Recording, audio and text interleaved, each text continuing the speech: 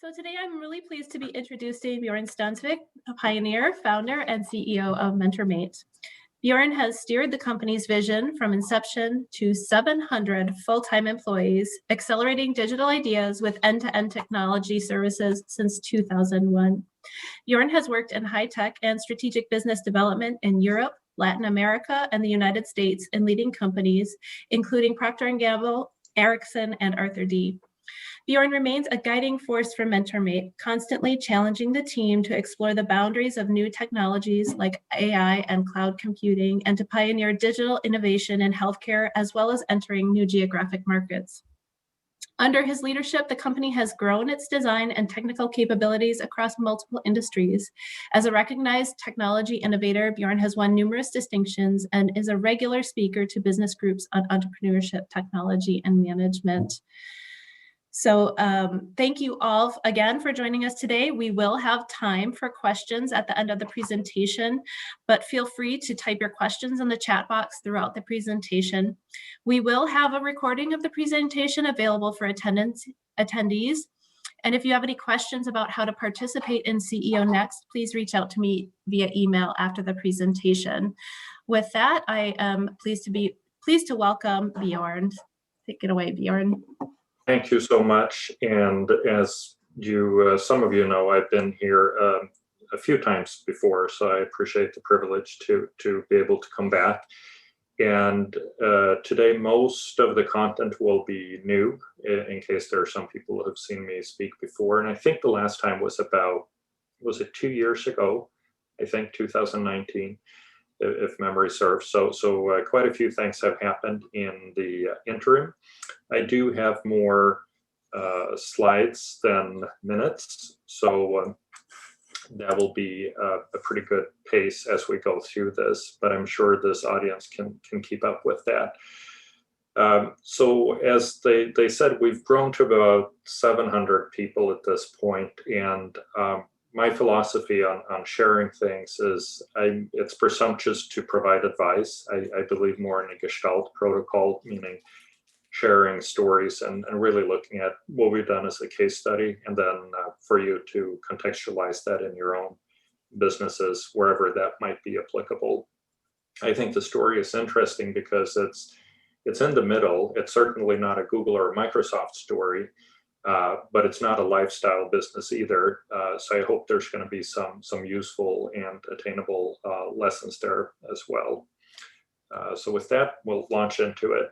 So what we do at MentorMate, real briefly, is to design and build software, and hopefully we do that in a better way.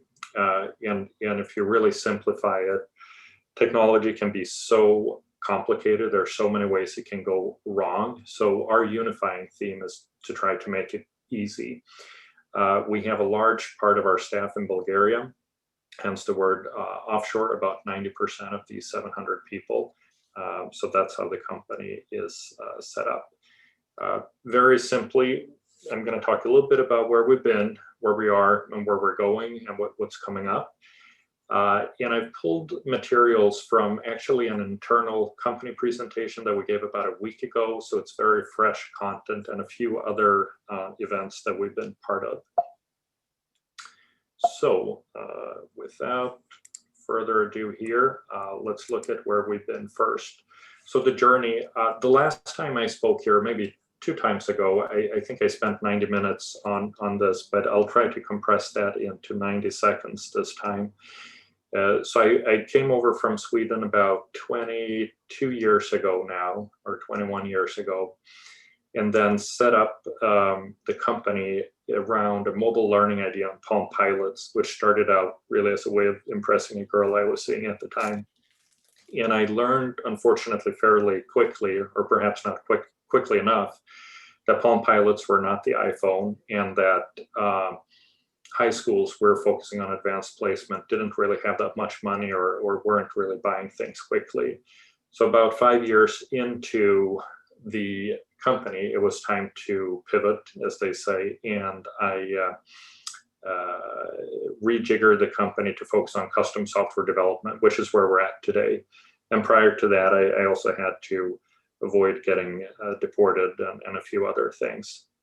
But that was the start of the company. And then in about, was it 2014, sold the company to Glenn Taylor, but have continued to run it ever since. And I'm happy to share more about the journey, but I'll keep on going here.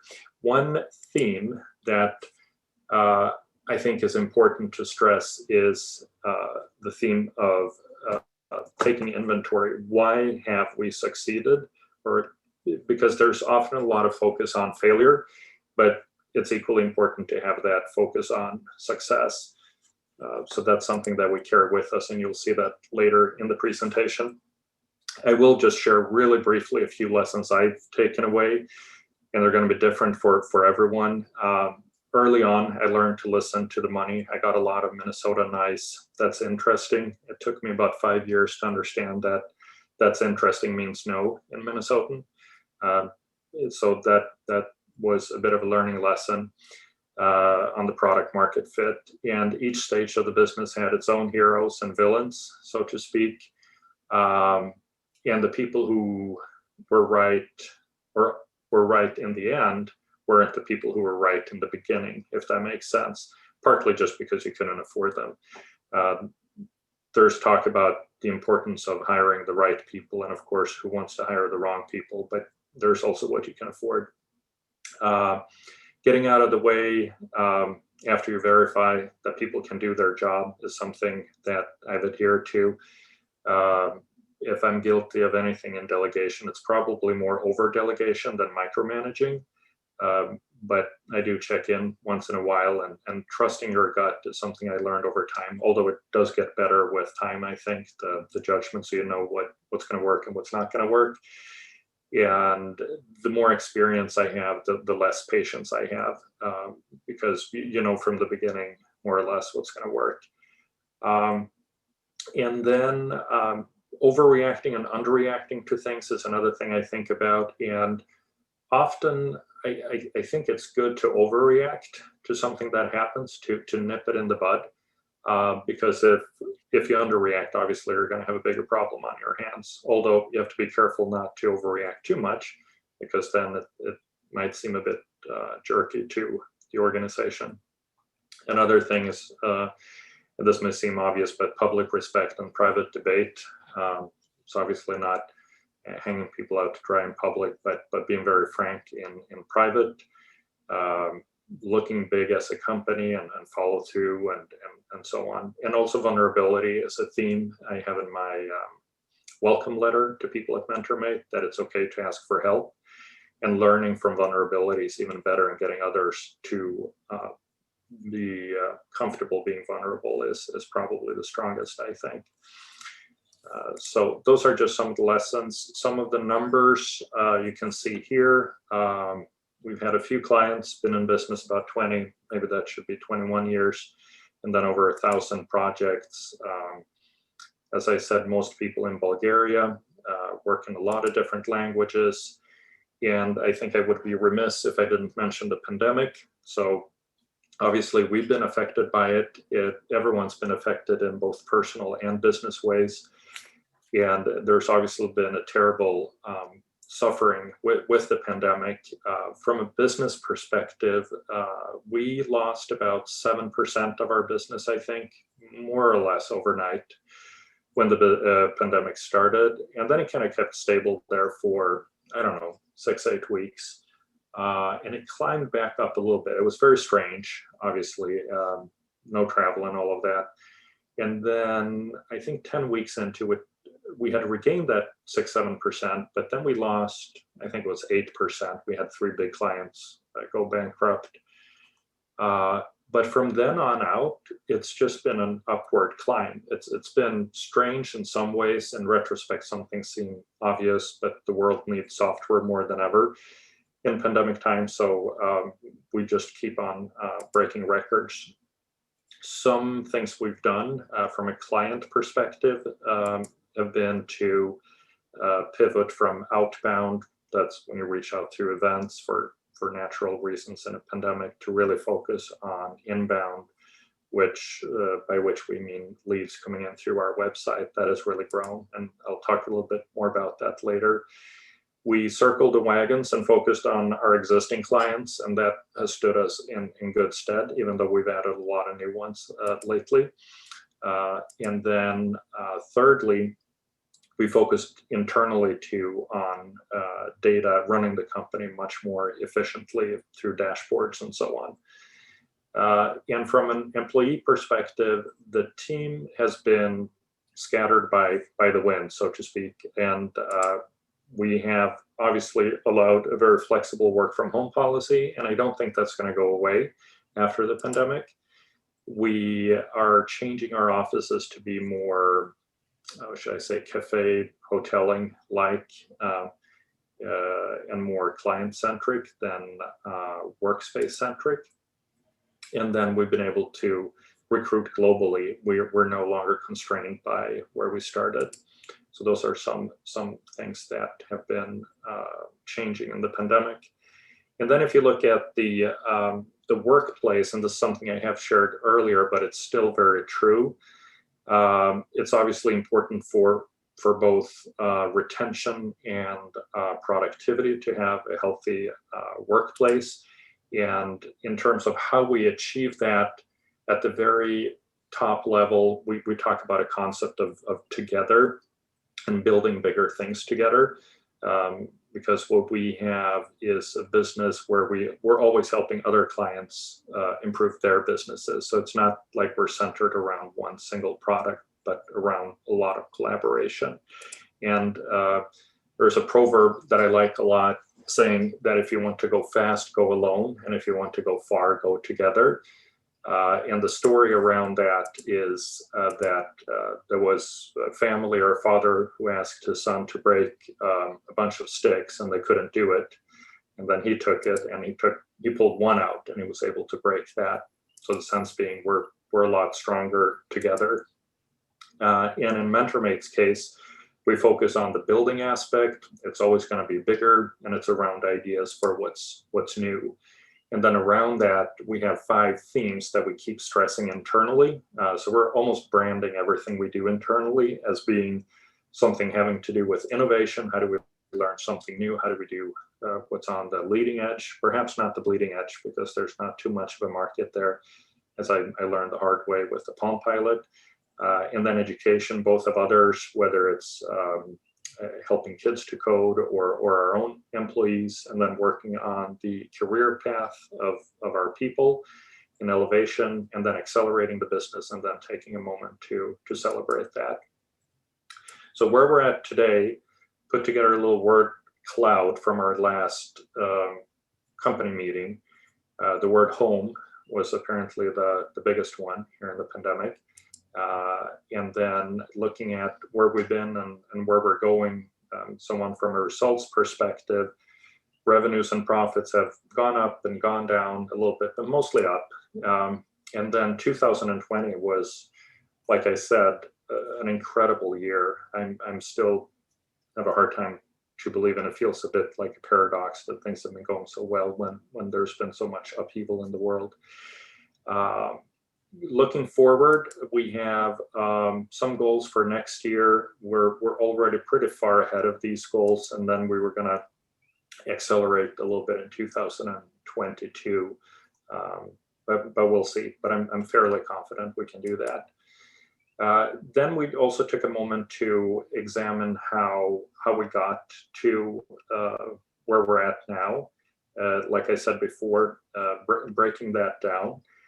And that's really important to dissect success and build on the strengths that we have. There's something called a strengths finder, saying don't build on your weaknesses, but your strengths. I think that's a bit different for a company. But the momentum has grown pretty much every year. There might have been 1 or 2 years, I would say, during our history where we're gone backwards from a numbers perspective. But then 18 or 19 where we've gone forward. So the focus going forward is on growth. So where we looked was first on the inside, seeing who do we have on the team, and how do we operate, how do we organize to increase efficiency and capacity. So we had a very large efficiency project that we completed with the dashboards I mentioned before about, I don't know, 9 months ago or so. And that's just one of many initiatives with dev camps and upskilling and so on. That is really fundamental and revolutionary in its own way to how we can make the company run better. So that was the first place we looked in. The second place we looked in was on the outside. And what I mean by the outside, I mean, what kinds of clients do we have and how do we continue to grow that client base? As I mentioned, we started in education, but over the years, we've expanded into healthcare, manufacturing, agriculture, et cetera, working with companies like AstraZeneca and so on. And I'll get into that in a little bit later here.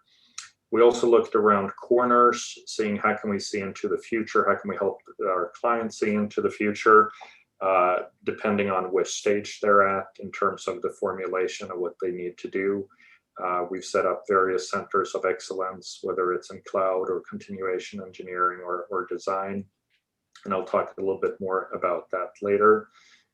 We also looked around the globe. So now we have both clients and co-workers in different countries from before. We also looked in our own backyard, meaning we have focused very much on learning and development of our own talent, training, and actually I think now all entry-level developers at MentorMate are grown from inside. We have something called a dev camp, so we no longer hire entry-level people in the normal way with interviews. Instead, we have this boot camp, if you will, where we do take in hundreds of people or look at thousands of people and then have a class of say 40, 50 people. And then we end up hiring maybe 90% of those.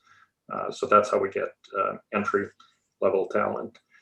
We also looked in our back rooms. And what I mean by that is just thanking everyone for hanging in there and working from home, because it's meant a lot of hardship, especially for families with young kids, which I can personally attest to with 3 young kids at home, distance learning or not distance learning. So people have been very, very, very patient. So we're very grateful for that. If we look at the client picture, this is, I think, from a year ago. No, actually, this is 3 years ago, when we had about 50 clients. Today, we have about 100 active clients. And what's interesting is that there's a big focus on retaining existing business. And I mentioned inbound before. That's what we get through the website. And then outbound is through other networking. So here are just some of the faces of the clients, to put a human face on that. And I can only share a few brief stories. One that's more recent, that's very exciting, is helping Gunderson Health Systems reimagine how they deliver the patient journey through a digital experience. So this has been a lot of design and strategic consulting, a very exciting, big project. So helping them look at different flows, how they organize themselves and how they message and communicate appointments and so on in their enterprise. Another example is with a nonprofit called Junior Achievement, you might have heard of. We're trying to help them teach younger people financial skills, how to manage debt and so on. So that's still in development, this project. So I'm not sure if that's live yet, but will be soon if it's not already. Then we also work with the NBA.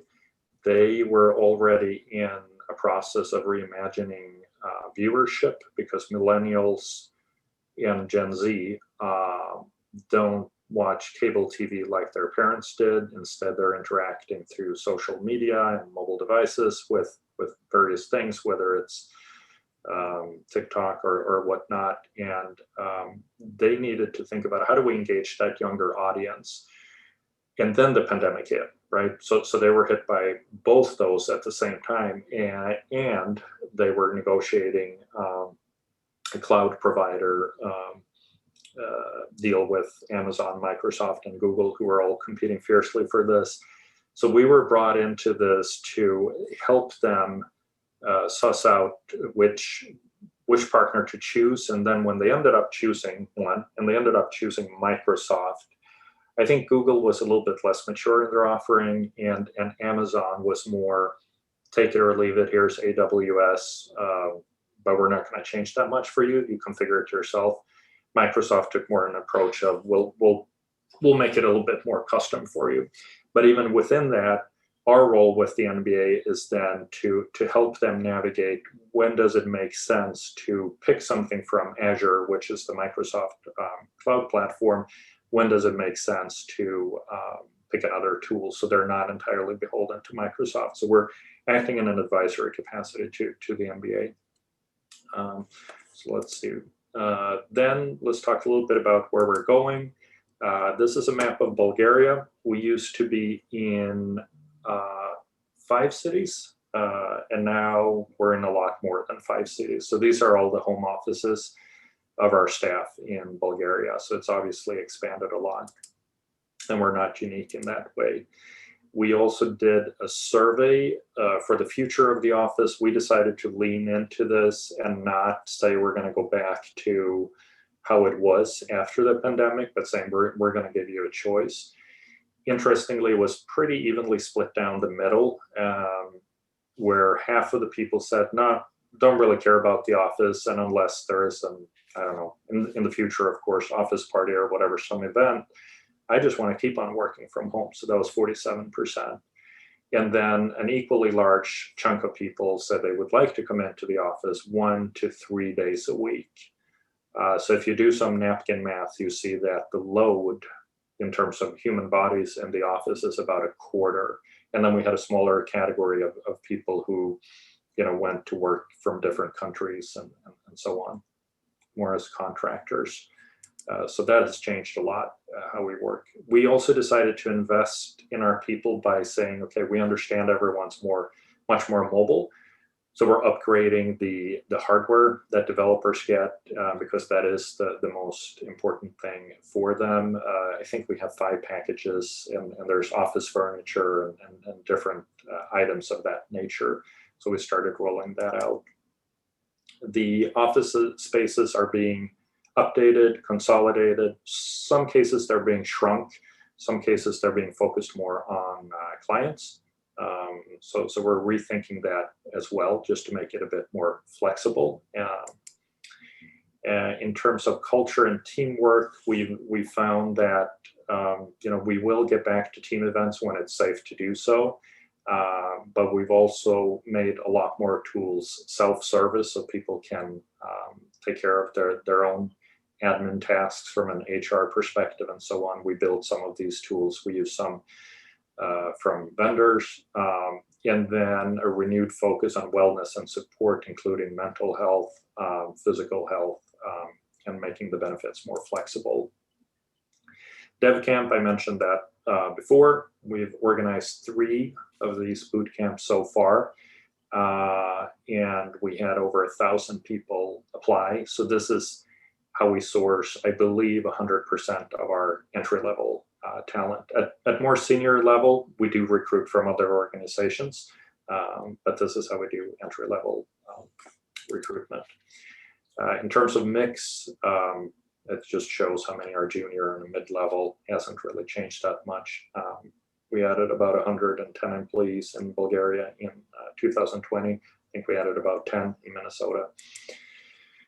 I mentioned also hiring people across the globe, so that has started. The numbers are not huge, but we're now in 19 countries in terms of our employees, and that's going to grow over time. So that enables us to tap into that network while still the focus is in Bulgaria. So this has meant a change too for the Bulgarians, because now many times they have non-Bulgarian speakers on their team. So English is ever more important. And this is about 3% of the people now. We also focus on maturity as we're growing up as a company, various certifications, but whether it's SOC 2, et cetera, how we manage risk and quality and so on. There is a very, very active charity effort, or many of them, I should say, at MentorMate. A lot of it employee driven, some of it HR driven. ranging from Minneapolis to Bulgaria and beyond. Design is an area that we have grown a lot over the last 4 years. So we're very excited about that. We have a new, very strong leadership there with Danny Royal, and really helping organizations with things like service design, human-centered design, behavioral design, and so on. So this has been a real game changer for us.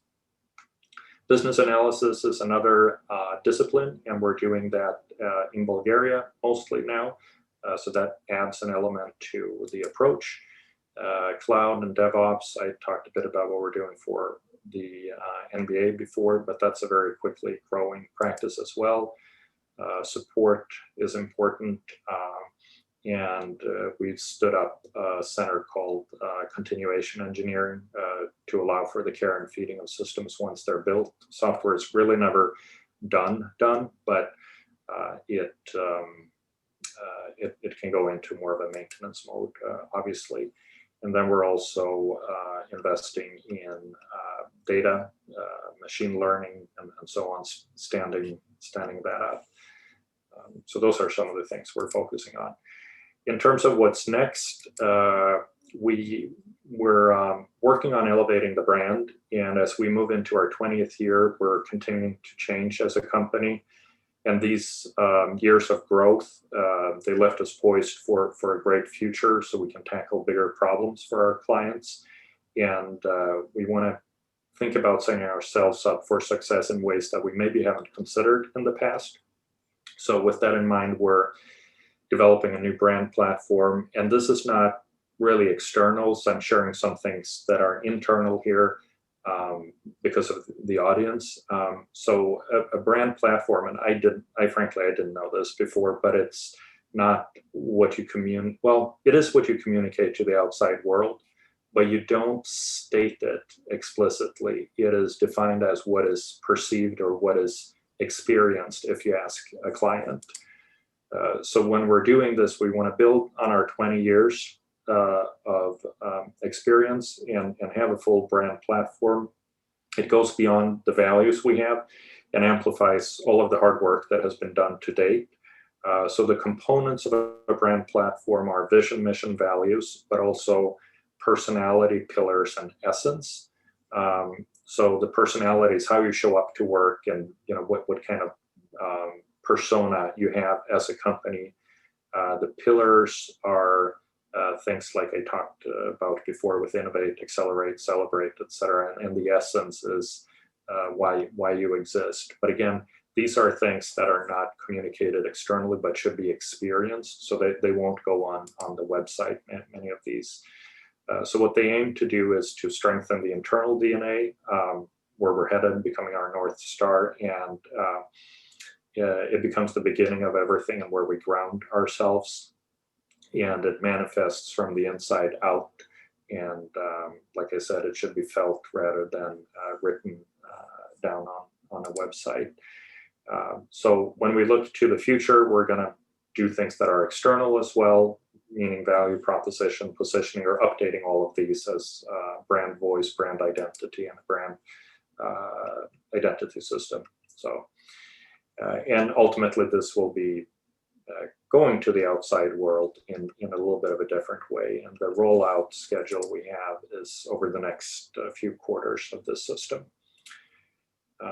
And I think I'm going to pause here for questions because I know that's one of the more important parts.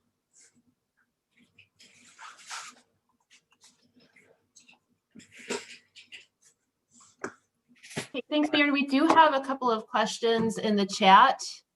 The first one, it says, why did you sell MentorMate to Glenn Taylor, and what are the advantages to not owning the business that you started?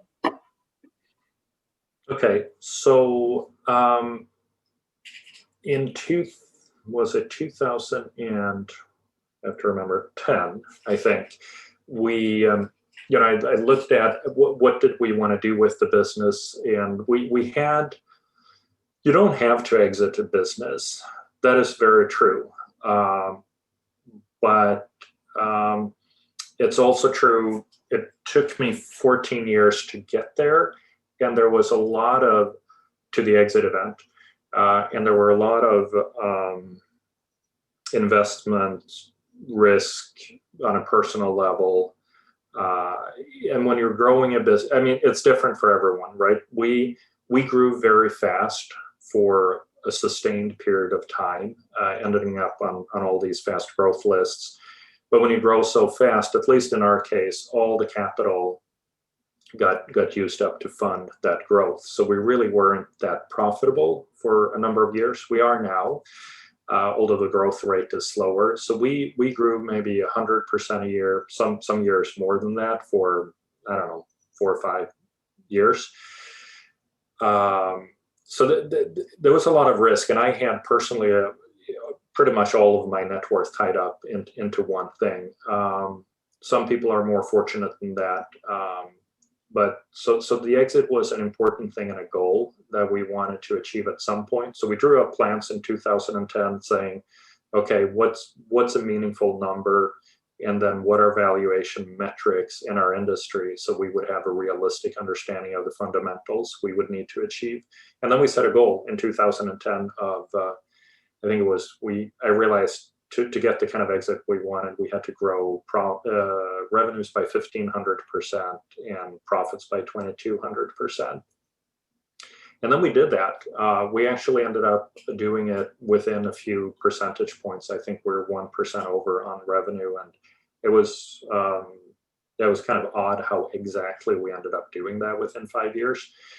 But then 4 years into that journey, the phone started ringing with lots of offers because we were on these lists. So most of those offers were pretty uninteresting. They weren't very good. I think we got about 70 of those. And then a gentleman from Chicago showed up who knew a guy who knew a guy who knew me, and offered a bit better. I had a bit better offer, but it still was too far apart. But he came back and ended up with an offer that was worth discussing. And we got on a plane over to Chicago, and he was going to do a global roll-up of, at that point, mobile was a much bigger part of what we did. So it was mobile, what was it called? Mobile engagement providers.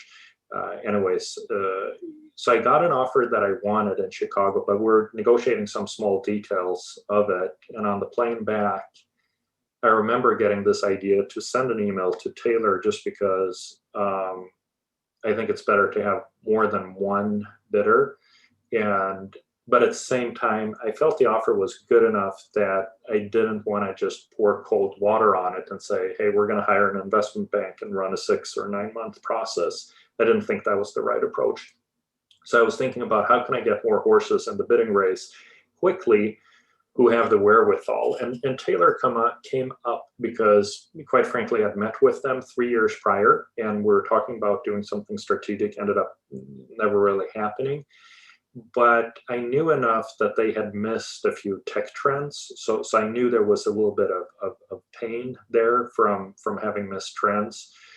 And then we were a known quantity, meaning we could perhaps do a little bit quicker deal. So I just sent an email saying we may be off the market soon in case you wanted to revisit the topic.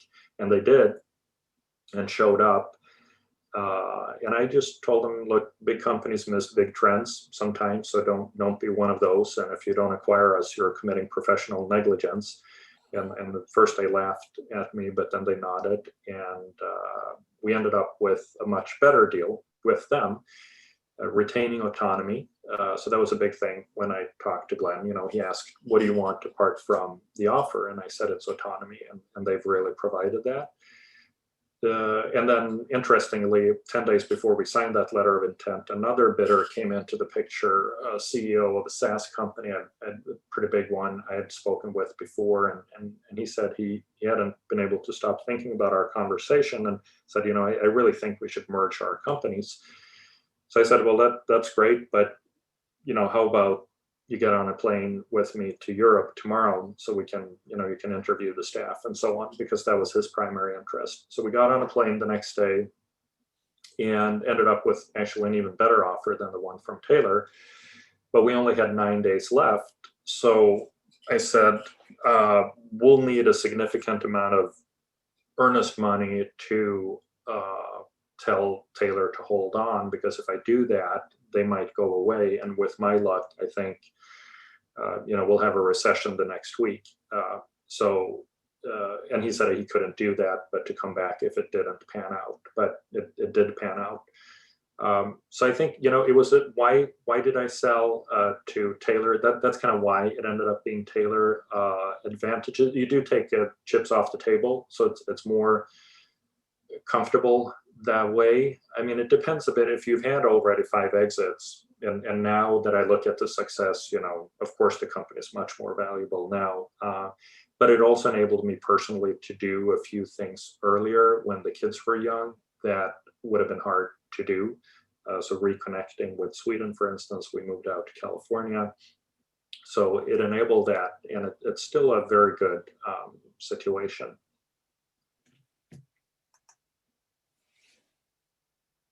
So kind of a related question in the chat, and it sounds like you may have answered this already. Knowing what you know now, would you have gone through the sale again? Yeah, my wife asked me that too. I'm kind of on the fence. I don't love second guessing anyone with the benefit of hindsight. I think that's a little unfair. But if you allow that from a financial perspective, no, shouldn't have sold, right? Because of the success we've enjoyed. But as I mentioned earlier, the timing and with young children being able to do, so my sister lives out in California and she has young kids. I wanted the cousins to be able to grow up together, and I wanted to reconnect with Sweden because that's where I'm from. And I wanted our kids to grow up with a tradition of going to our summer house in Sweden. And that kind of been a dream of mine, to have a house on a fjord there. So you can't get those years back. So I'm on the fence. If you just look at the dollars, no, I shouldn't have. But if you look at the life goals that I achieved, I should have. Okay, Björn, next question is the principles you use to govern the management of the business and the growth that's followed.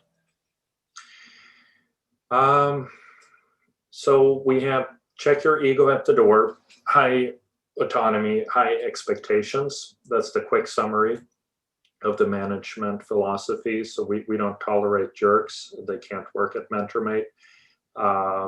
I go back and forth, I think, between micromanagement and over delegation. And I try to stay in the middle to appropriately delegate.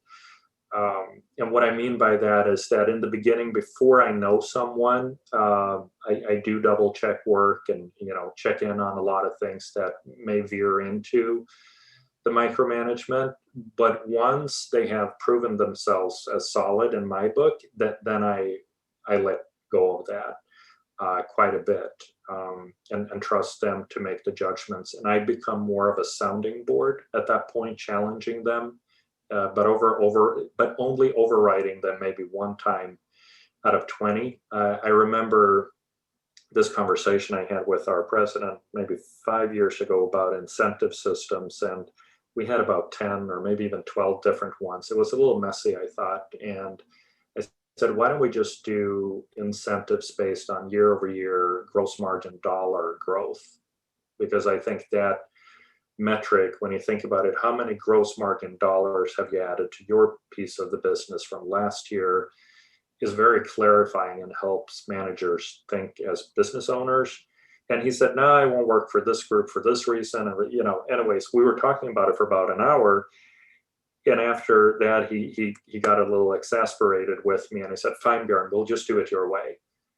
And I said, no, wait, so we have a goal for this year. Would it be easier to attain the goal if we do it your way or my way? And he said, well, my way, of course. He said, that's why I'm arguing for it. And I said, okay, that's fine. We'll do it your way, I told him. But then, obviously I expect you to hit those goals. So it's it's a consultative style. I think if I would pick one word, it's not a consensus. leadership, but it's a consultative one. Yeah.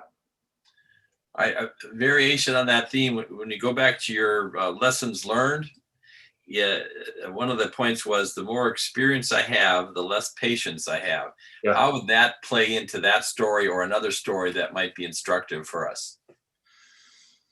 You know, a lot of it relates to hiring and firing, I think. And in terms of hiring, you get better at interviewing. Not that I'm that great at it, but we have a team now. Yeah, so we've gotten better at weeding out candidates who are not going to really add to the company. Some people interview well and have impressive resumes, but and sometimes, you know, they've thrived in a big company environment, but it's very different in a smaller. Now we're not a small company, but we're a medium-sized one. When it comes to firing, I think it means being grounded and having conviction in your core values to the point where if someone violates them, you're pretty black and white and swift with letting them go. And that's not to say you're capricious, but everyone knows this at MentorMate. You know, there are things you can do and things you can't do, and it's not even written down except for, you know, through core values, and integrity is a big one, and respect and collaboration and so on.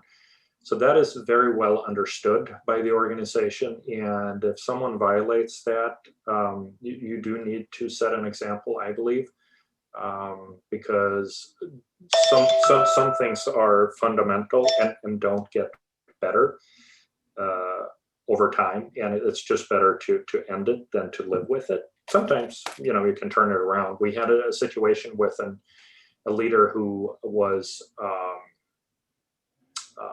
let's call it, he wasn't that collaborative or respectful, and it was just a recurring issue. But when we brought it up with him, he said, "No, I don't have a problem. It's just the other people have a problem. It's not my problem." You know, he was very nonchalant about it.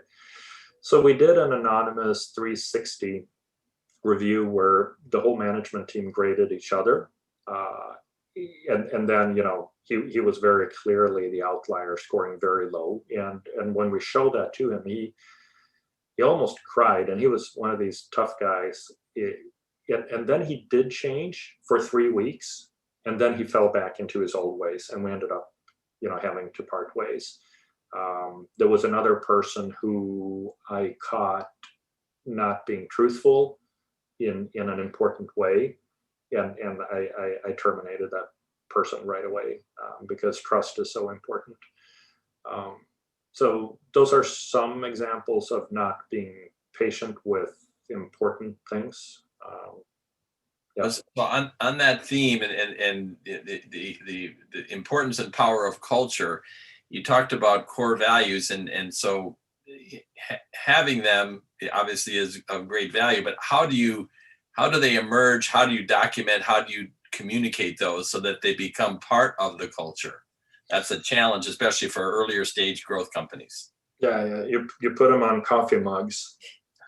No, I mean, you can do that, but joking aside, and we do that, but the brand platform that I mentioned before is really the vehicle that we're going to use now.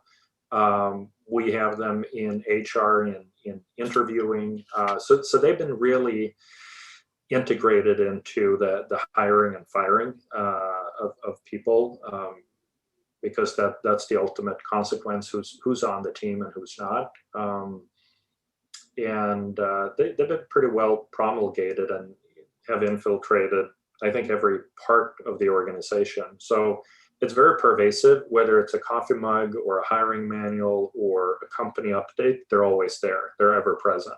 But how are they forged? Like they end up in some distilled set of words or stories. How did they come out of? Did you drive that, or did you collectively forge that? And then how, if they at all, have they evolved over time? In the beginning, I did it. Then it was more a collaborative effort. then at some point, actually, the Bulgarian organization said, we're going to reimagine them. And they just kind of did it, because that's, at MentorMate, you ask, as long as you operate within the decorum and the core values, you do ask more for forgiveness than permission at MentorMate. So that's by what I mean by high autonomy. I didn't even know they were doing that. One day, they said, we're doing this. In fact, we've already done it. Oh, I said, thank you. I liked it. I mean, it was good. It was great. So one they added, I think, was flexibility. One we're adding now is rigor. So Denny is driving that, the design leader, so with this brand platform.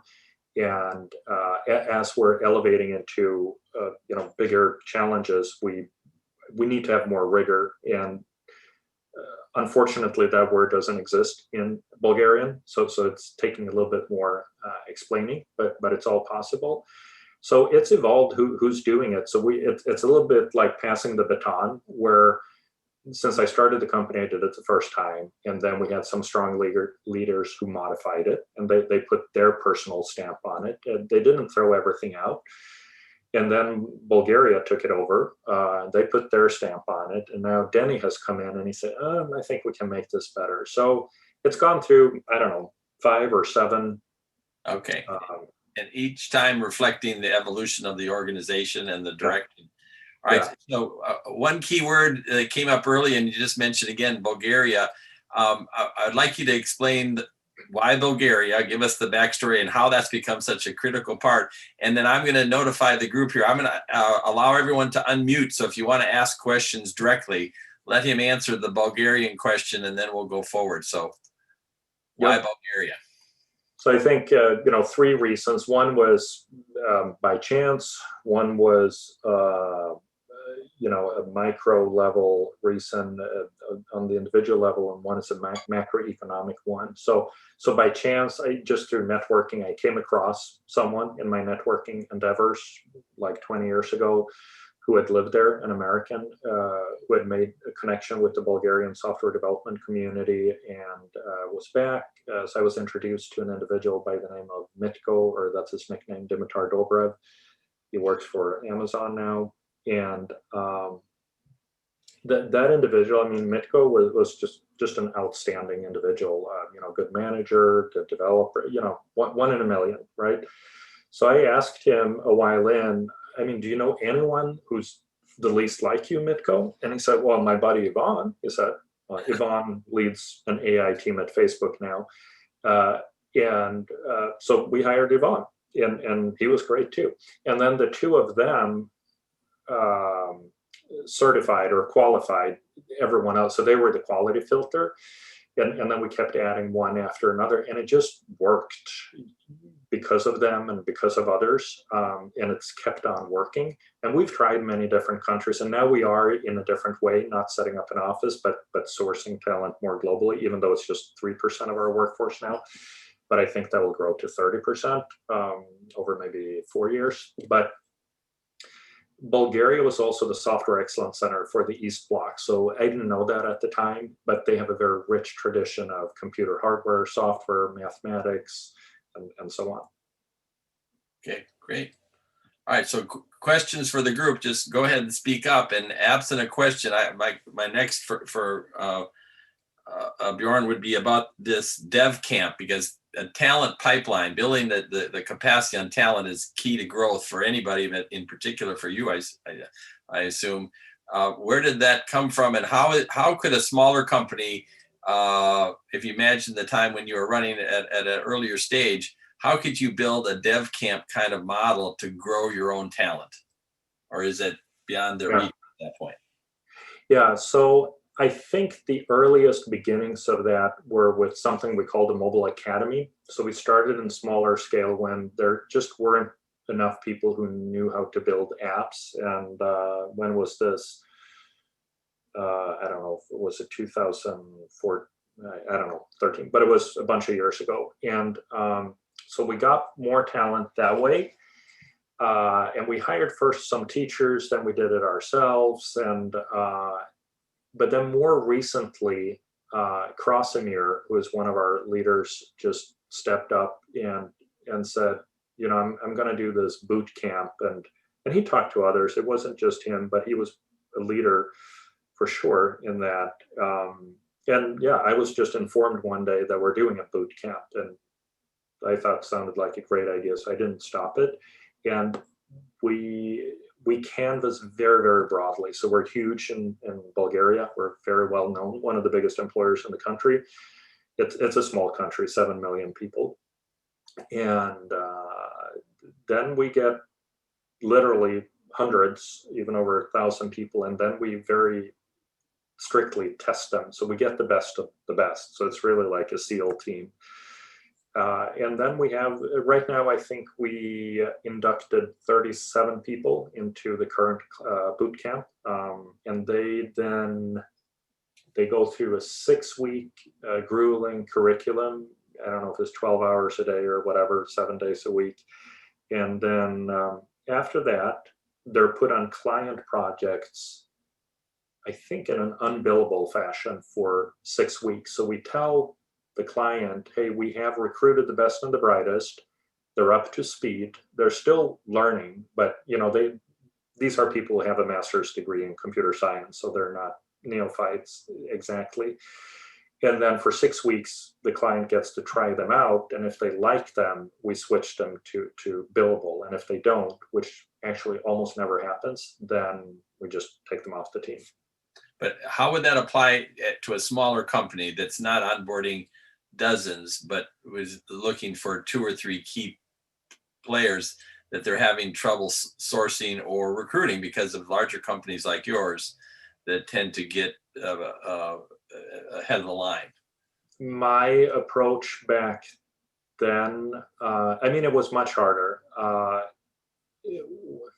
To certain key people, we offered equity to be able to compete with the bigger ones. And we didn't offer it willy-nilly. It was measured, it was structured, it was predicated on goal attainment, and pretty aggressive goal attainment. I mentioned we had to grow revenues 1,500% and profits 2,200%. So it was predicated, if we hit this, then you get equity. And we had one forgiveness year in case there was a recession. But had we not achieved those goals, the equity would not have been awarded. But it would have been kind of a moot point, because then we wouldn't have had such a successful company. So you have the flexible work environment, and you have to find them, the diamond in the rough, through personal networking. And when it's not that many people you're looking for, it's also easier to find them. You don't have to find that many. Yeah. Okay, again, I've opened up the ability to turn on the voice and video. And if you have questions, I think Eric had a question about current connections back to the state of Minnesota. Have you left us for the coast, or what's your, other than the origin, what's the connection to Minnesota? Yeah, so pre-pandemic, I was going back business week a month. That was the schedule I was on, and I'm probably going to pick that back up. I got my vaccination scheduled for March 9th.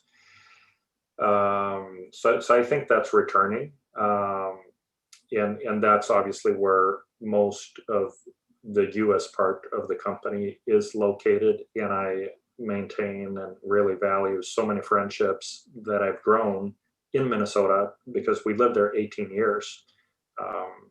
So I don't, that's always going to be a second home to me, along with Sweden.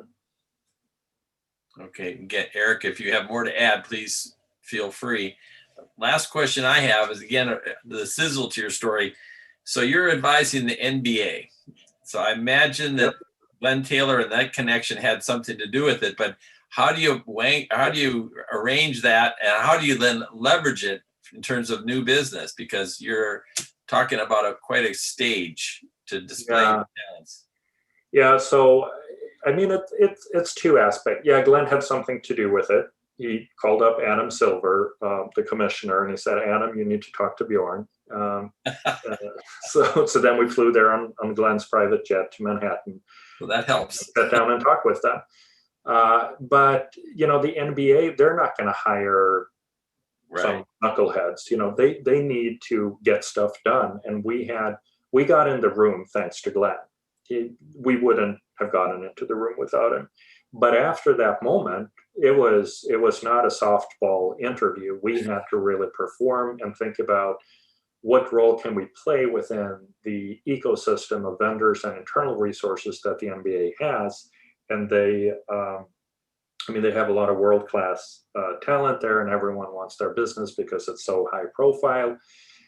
The position we took was a very humble one, saying we can be a utility player. We can be that integrator or middle layer to enable you to remain masters of your own destiny, because you're going to be dealing with some behemoth organizations like Microsoft.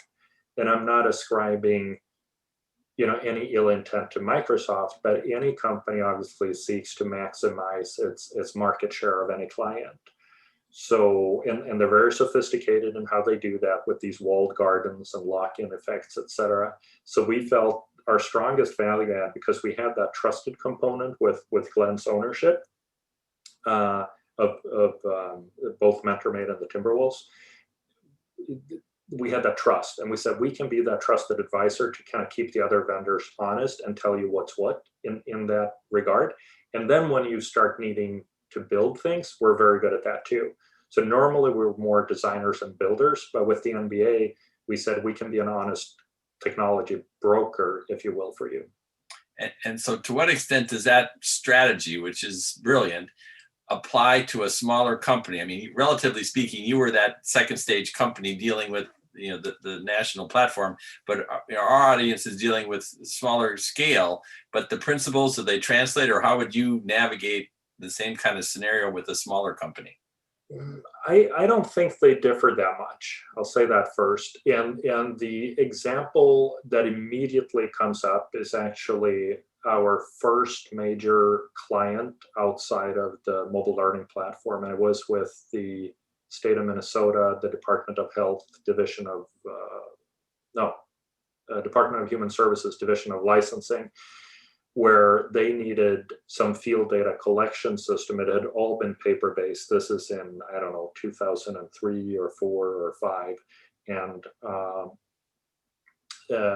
through a trade show that I didn't even want to go to, and that I didn't even go to, actually, I sent a guy there who I had laid off because we were broke, but he agreed to go to one last thing. And he showed up in sweatpants behind a plastic table and put a handspring device. It was kind of palm thing. Anyways, an IT manager from the state of Minnesota, Larry Jensen, walked by and said, "Oh, you can do mobile stuff. I've been looking for you guys for 2 years." So I got to sit down with Larry, and he said they just got a federal grant of some money to do a field data collection project with mobile computing. And we ended up developing enough trust through our expertise with him that we were allowed to help author the, the RFP, or statement of work. We put in some very, very advanced things there that we only knew how to do from a mobile perspective. And that was good that I put that in, because they did call back later saying, someone higher up had a friend, and, we lost the business that way. But then 3 weeks later, they called back and said that vendor backed out when they actually read the statement of work, and if we wanted the business, we could have it. So that was our big break, and just shift business model. So we played a similar advisory role, if you will, with the state of Minnesota, helping them to understand mobile computing, because we had been there. So I think you look at what is your unique, or what's your expertise, and then if you can deploy that expertise through whatever means you have to attain that advisor position, that's where I think the experiences are analogous, irrespective of size. Gotcha. Okay, great connection. Well, Björn, thank you once again for your contribution and great story. And for those listening, we'll be posting the recording. And then, Mary, do you have any closing comments here before we transition to the roundtable this afternoon? Just, as always, thank you for joining us, and thank you to Björn for presenting today. And if you have any questions, please always feel free to reach out to me. Thanks.